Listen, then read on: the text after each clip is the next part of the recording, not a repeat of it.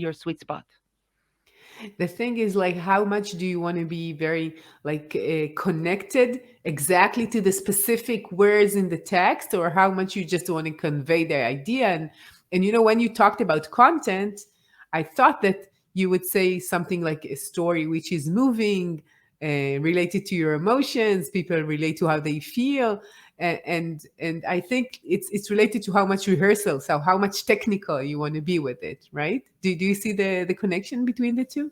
Absolutely. And as far as content, I said it's a universe. So definitely, definitely tell a story. Definitely have data and emotions whenever you have whenever the opportunity. So there's a lot to say about that. But there's a notion that, or I see it, I saw it a lot when I worked or when I work with TED speakers or people who have who really spend a long time rehearsing for a very specific, short, super high stakes situation, and they really want to have it memorized completely.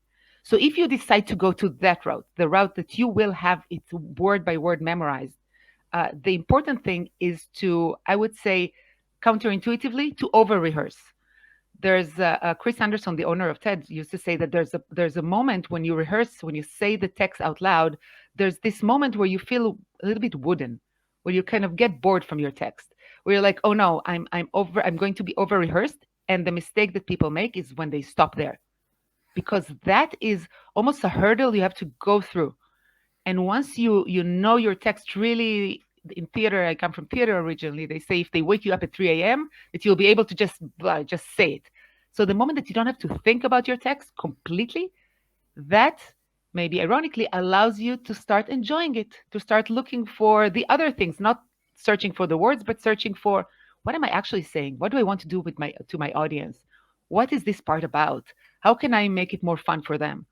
But that requires a lot of work. Most people in the business world don't have the 2 or 3 months to really know it cold and know the text. So in that case, many times the idea is, don't worry so much about the specific words. The audience will never say, "Oh, this was great because she knew all the words she planned to say in the order she planned." The audience Yeah. doesn't know.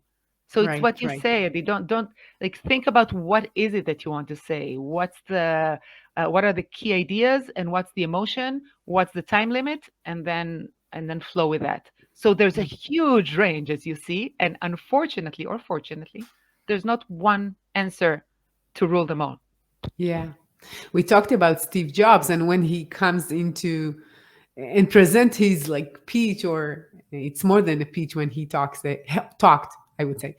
Um, but it seems so natural. It seems that he's like, yeah, I just came here with my jeans and this like, black turtleneck, and it's not that important for me. Like, very cool.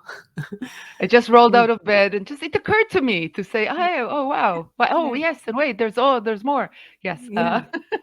Yeah, and it's surprising that he rehearsed so much, and it was so important. At first, because you imagine that he had so much to do as a CEO of Apple.